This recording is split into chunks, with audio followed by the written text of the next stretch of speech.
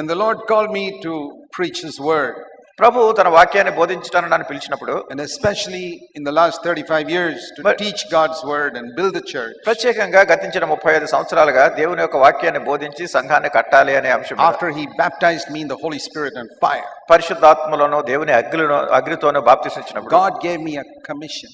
దేవుడు నాకు ఒక ఆజ్ఞ ఇచ్చినాడు. He told me, ఆయన నాకు చెప్పారు, you must listen carefully to all the preachers are preaching. బోధకులు బోధించేటటువంటి వాటన్నిటిని చాలా జాగ్రత్తగా నువ్వు వినాలి. Primarily in India, మరి ముఖ్యంగా ఈ ఇండియాలో through television and so many other means, television ద్వారా కానీ ఇంకా అనేకమైన ఇతర విధానాల ద్వారా, and find out all the things in the Bible, in the New Testament especially, which they are not teaching. దీని ద్వారా నువ్వు కనుగొంటావు. అయితే బైబిల్లో ఉన్న సంగతులన్నీ కూడా మరి ముఖ్యంగా నూతన బంధంలో ఉన్న సంగతులు వాడు బోధించట్లేదు అనే సత్యం తెలుసుకుంటావు. And you must teach that. అది నువ్వు బోధించాలి. So I know my commission. నా ఆజ్ఞ నేను ఎరుగుదును. See, the Old Testament prophets were given a specific commission. పాత నిబంధనలో ఉన్నటువంటి ప్రవక్తలకు వాళ్ళకు కొన్ని నిర్దేశించబడినటువంటి ఆజ్ఞలు ఇవ్వబడ్డాయి. They didn't preach whatever came to their head. వాళ్ళ మనసులోకి ఏదో వస్తే దాన్ని బోధించలేదు వాళ్ళు. They didn't preach what other people told them to preach. మరి ఇతరులు బోధించినటువంటి సంగతులు వాళ్ళు బోధించారు. They lived before God. వాళ్ళు దేవుని వైపు చూశారు. They heard God. దేవుడు చెప్పింది విన్నారు. Because God speaks. ఎందుకంటే దేవుడు మాట్లాడతాడు to the heart, హృదయంతో, and you can hear Him very clearly. చాలా స్పష్టంగా మీ హృదయంలో వినొచ్చు. Your heart is free from sin. మీ యొక్క హృదయం పాపం నుండి పవిత్రంగా ఉంటాయి. Many people say they can't hear God. అనేక మంది అంటారు దేవుడు చెప్పిందాక వినపడలేదు. That's because their ears are plugged with sin. ఎందుకంటే వారి యొక్క చెవులన్నీ కూడా ఈ పాపంతో మందగించిపోయినాయి. When you plug your ears, even somebody sitting next to you, you won't hear. ఎందుకంటే మీ చెవుల్లో మీరు ఏదన్నా పెట్టుకుని ప్లగ్ చేశారనుకోండి, దాన్ని మూసేశారనుకోండి, పక్క వాళ్ళు మాట్లాడేది కూడా you can't hear God.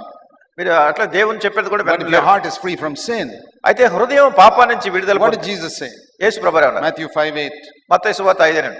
Blessed are the pure in heart, they will see God. హృదయ శుద్ధి గలవారు ధన్యులు, వారు దేవుని చూచెదరు. What did Jesus say in John chapter 10? యోహాను సువార్త 10వ అధ్యాయంలో యేసు ప్రభువు అన్నారు, verse 27. 27వ వచనంలో, my sheep hear my voice. నా గొర్రెలు నా స్వరము వినును. Are we His sheep? మనం ఆయన గొర్రెలమా? Then we can hear His voice. అప్పుడు ఆయన స్వరాన్ని వినగలం. We can hear it clearly. మనం స్పష్టంగా వినగలం. But not if you're in a hurry. అయితే ఏదో కంగారుగా ఉండి కాదు.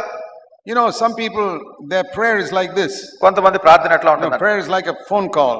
ఈ ప్రార్థన ఏదో ఫోన్ కాల్ మాదిరిగా ఉంటుంది. Okay, Lord, please speak to me. ఓ ప్రభువా నాతో మాట్లాడు. I'll wait 5 seconds. If you don't speak to me, I don't have time. నీకు 5 క్షణాలు సమయం ఇస్తున్నాను, 5 క్షణాల్లో మాట్లాడకపోతే ఫోన్ పెట్టేస్తాను. Because I've got many things to do. There's important TV program coming up. ఎందుకంటే ఇప్పుడు చాలా చాలా చాలా పనులు ఉన్నాయి, చాలా ప్రాముఖ్యమైన టీవీ ప్రోగ్రామ్ ఒకటి వస్తుంది, నేను దాని కొరకు రెడీగా ఉండాలి. Do you pray like that? అలా ప్రార్థన చేస్తున్నారా? Lord, speak to me. దేవుడు నాతో మాట్లాడు. And if you don't speak in few seconds, I'm going. మరి నువ్వు నాతో మాట్లాడకపోతే నేను వెళ్ళిపోతాను కొన్ని క్షణాల్లో మాట్లాడకపోతే. Supposing you get a message from the secretary to the prime minister. ప్రధానమంత్రి గారి సెక్రటరీ దగ్గర నుంచి మీకు ఒక వర్తమానం వచ్చిందండి, saying prime minister wants to speak to you. ప్రధానమంత్రి గారు నీతో మాట్లాడాలనుకుంటున్నారు. Please call him up. కనుక వెంటనే ఆయనకు ఒక కాల్ చేయండి. You say, boy, prime minister wants to speak to me. మరి ప్రధానమంత్రి నాతో మాట్లాడతారా? So you call up the number. వెంటనే ఆ నెంబర్ కాల్ చేస్తారు. You get the secretary. Secretary గారు లైన్లోకి వస్తారు. Okay, prime minister wants to speak to me. Prime minister మాట్లాడాలనుకుంటున్నారు. If he doesn't come on the line in 5 seconds, I have no time. Sorry. ఆయన 5 క్షణాల్లో కనుక లైన్లో రాకపోతే నాకు సమయం లేదు, పెట్టేస్తానంటారా? Because I have to watch one TV program. ఎందుకంటే టీవీ ప్రోగ్రామ్ చూడాలంటారా? You will never do that. లేదు, మీరు అట్లా చేయనే చేయరు. You will be so honored. Prime minister wants to speak to me. ప్రధానమంత్రి గారు నాతో మాట్లాడుతున్నారా, ఇది నాకు ఎంత ఘనత అన్నట్టుగా భావిస్తారు మీరు. God sees that you honor an earthly authority more than him. దేవుడు చూస్తున్నాడు, దేవుని కంటే మీరు ఈ భూ సంబంధమైనటువంటి అధికారులనే ఎక్కువ గౌరవిస్తున్నారు మీరు. You don't wait to hear him speak to you. మరి మీతో మాట్లాడటానికి మీరు వేచి ఉండట్లేదు ప్రభు దగ్గర.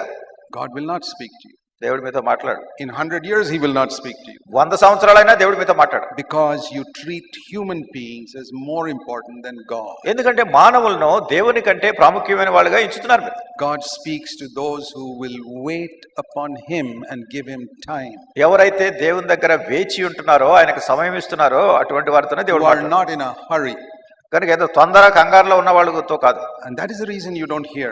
ఆ కారణాన్ని బట్టి మీరు వినడం లేదు. I believe God wants to speak to all his children. నేను నమ్మేది ఏమిటంటే దేవుడు తన బిడ్డలందరితో మాట్లాడగోరుతున్నారు.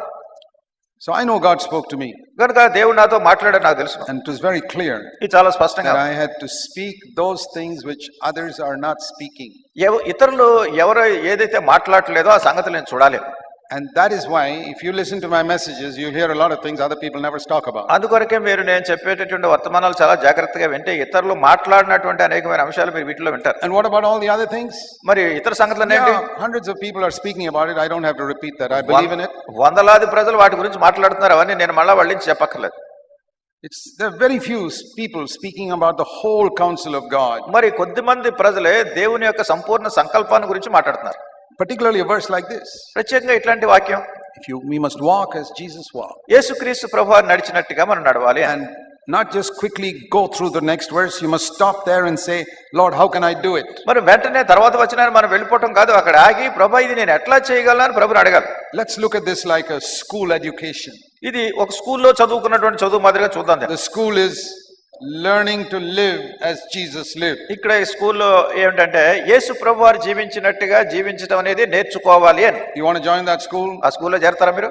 Learning to walk as Jesus walked. యేసుక్రీస్తు ప్రభువారు నడిచినట్టుగా నడవటం నేర్చుకోవాలి అని. Now there are many people who nowadays go to Israel. అనేక మంది ప్రజలు ఈ దినాల్లో ఇజ్రాయెల్ దేశానికి వెళ్తారు. There are a lot of advertisements, Hyderabad, Bangalore, come to Israel. Hyderabad లోనో బెంగళూరులోనో ఎక్కడ చాలా అడ్వర్టైజ్మెంట్లు ఉన్నాయి, ఇజ్రాయెల్ దేశానికి రండి. I've never been there. I have no interest in going there also. నేను ఎప్పుడు వెళ్ళలేదు, అక్కడ వెళ్ళే ఆసక్తి కూడా నాకు లేదు. Somebody asked me once, ఒకసారి ఒక ఆయన అడిగారు, Brother Zach, సార్ జాక్ గారు, have you been to the Holy Land? Holi land కి ఇజ్రాయెల్ దేశానికి మీరు వెళ్ళారా? I said, I'm walking there every day. నేను ప్రతిరోజు నేను దానిలో నడుస్తున్నాను అన్నారు. Which is the Holy Land? ఏమిటి పరిశుద్ధమైన దేశం? Is there any land on earth which is Holy Land? అంటే భూమి మీద ఏదైనా ఇది పరిశుద్ధమైన దేశం అని చెప్పబడేటటువంటి భూమి ఏదైనా ఉందా? You think in Israel people don't commit sin? ఇజ్రాయెల్లో ఉన్న దేశంలో ఉన్న వాళ్ళు ఎవరు పాపం చేయట్లేదు అనుకుంటున్నారా? What is a holy land? ఏమిటి పరిశుద్ధ ప్రదేశం అంటే? There is no holy land on the face of the earth. ఈ భూమి మీద పరిశుద్ధ ప్రదేశం అనేది లేదు. The only holy land is the footsteps of Jesus. యేసుక్రీస్తు ప్రభువారి అడుగు జాడలే పరిశుద్ధమైన If you ప్రదేశం. walk in the footsteps of Jesus, that is holy land. నీవు యేసుక్రీస్తు ప్రభువారి యొక్క అడుగు జాడల్లో నడిస్తే అదే పరిశుద్ధమైన ప్రదేశం. Even Israel today is not where Jesus walked. మరి ఇజ్రాయెల్ దేశంలో కూడా యేసు ప్రభువారు నడిచినది అవన్నీ కావు. Don't be deceived. కనుక మోసపోవద్దు. It's all to make money from tourists. అనేక టూరిస్టులు ఇలా యాత్రకు వెళ్ళే వాళ్ళ ద్వారా డబ్బు సంపాదించుకోవడానికి రకరకాలు జరుగుతుంటాయని. It's more important to learn to walk here in your little village or town as Jesus walked. నీవు నివసించేటటువంటి గ్రామంలోనో లేకపోతే నీవు నివసించేటటువంటి పట్టణంలోనో యేసుక్రీస్తు ప్రభువారు ఎట్లా నడిచారు అనే రీతిగా నడవటమే ఇదే You పరిశుద్ధమైన don't have నడక. to go to any other place except your own hometown. అసలు మీ స్వగ్రామం కంటే వేరే ఇతర ప్రాంతానికి మీరు ఎక్కడ వెళ్ళక్కర్లేదు.